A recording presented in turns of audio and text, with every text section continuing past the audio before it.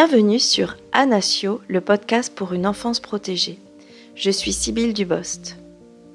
J'ai à cœur d'intervenir tant pour les enfants que pour leurs parents victimes de harcèlement moral, de violences psychologiques, notamment issues de la perversion narcissique. Ma spécificité, c'est d'avoir une approche pluridisciplinaire, c'est-à-dire que je travaille en lien avec des professionnels spécialisés sur ces sujets. Aujourd'hui, je vous propose une nouvelle série, C'est quoi les violences ? Alors pourquoi aborder cette série ? Parce que souvent des questions sont posées pour comprendre les différents types de violences et ensuite pour informer et sensibiliser sur ces sujets. Alors comment ça va se passer ? Pour ce faire, je vous propose déjà d'aborder des définitions juridiques des différents types de violences ainsi que des témoignages pour finir par des pistes et des solutions pour s'en sortir. Aujourd'hui, je vous propose une nouvelle thématique, le harcèlement scolaire. Nous aborderons tout d'abord une définition, suivie du témoignage de Fanny, pour ensuite aborder Anasio pour une enfance protégée, c'est l'enfant au cœur du sujet, quels sont les impacts et les solutions pour s'en sortir. Je vous souhaite une bonne écoute.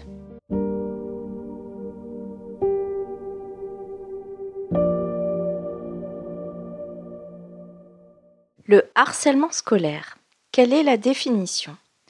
Selon l'article 111-6 de la loi du 2 mars 2022, aucun élève ou étudiant ne doit subir de fait de harcèlement résultant de propos ou comportements commis au sein de l'établissement d'enseignement ou en marge de la vie scolaire ou universitaire et ayant pour objet ou pour effet de porter atteinte à sa dignité, d'altérer sa santé physique ou mentale, ou de dégrader ses conditions d'apprentissage.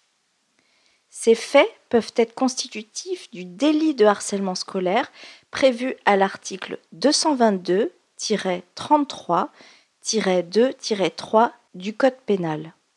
C'est-à-dire que la loi du 2 mars 2022 visant à combattre le harcèlement scolaire a créé l'infraction de harcèlement scolaire au sein du Code pénal.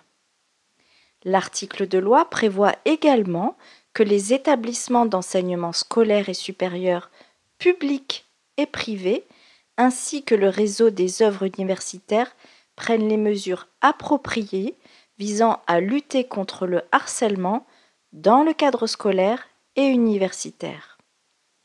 Ces mesures visent notamment à prévenir l'apparition de situations de harcèlement, à favoriser leur détection par la communauté éducative, afin d'y apporter une réponse rapide et coordonnée et à orienter les victimes, les témoins et les auteurs le cas échéant vers les services appropriés et les associations susceptibles de leur proposer un accompagnement.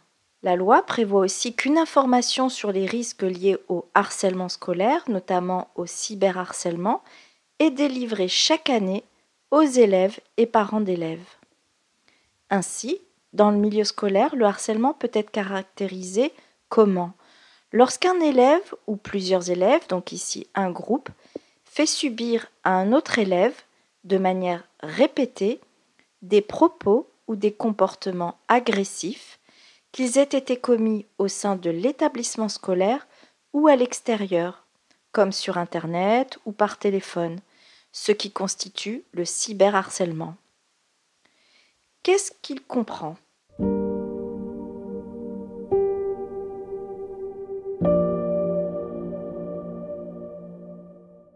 En 1, il comprend les messages injurieux répétés envers un autre, c'est-à-dire les insultes, les propos blessants qui nuisent à la réputation de l'autre. En 2, les moqueries et humiliations répétées vis-à-vis d'un autre enfant qui n'a pas les mêmes goûts, le même look, les mêmes intérêts et qui se sent en décalage avec les autres. En 3, les menaces. En 4, les violences physiques comprenant coups, crachats, mèches et cheveux arrachés. En 5, le vol d'argent et de vêtements. En 6, le rejet d'un autre en l'excluant, en l'isolant du groupe et en propageant des rumeurs à son encontre. Pour revêtir une qualification pénale, ces actes doivent impérativement avoir entraîné une dégradation des conditions de vie et d'apprentissage de la victime, c'est-à-dire notamment qu'il s'agit d'anxiété, de repli sur soi, d'état dépressif, de baisse significative des résultats scolaires de l'élève ou encore du développement d'une phobie scolaire. Prenons maintenant un témoignage.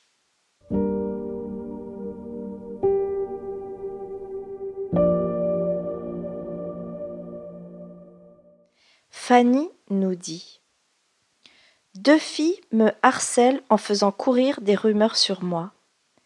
Elles me bousculent régulièrement dans la file d'attente de la cantine. Elles me provoquent jusqu'à me faire exploser volontairement en m'excluant et en m'isolant, en se moquant de moi devant les autres. Ce harcèlement leur permet d'être populaires. Convoquées plusieurs fois chez la CPE, elles se sentent renforcées dans leur pouvoir. Elles jubilent d'être dans le bureau de la CPE et de savoir que leur plan fonctionne et m'atteint. Elles se sentent plus fortes et rebelles.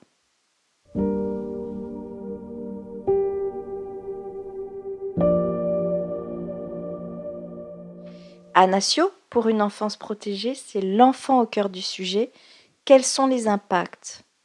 Les impacts peuvent être du psychotrauma, et je vous renvoie au podcast sur ce sujet, mais également des émotions négatives. Fanny a ressenti du dégoût, de la honte et de la tristesse. Avec la répétition petit à petit, elle a développé une phobie sociale. D'autres symptômes sont également apparus avec le temps, comme l'addiction et les troubles alimentaires.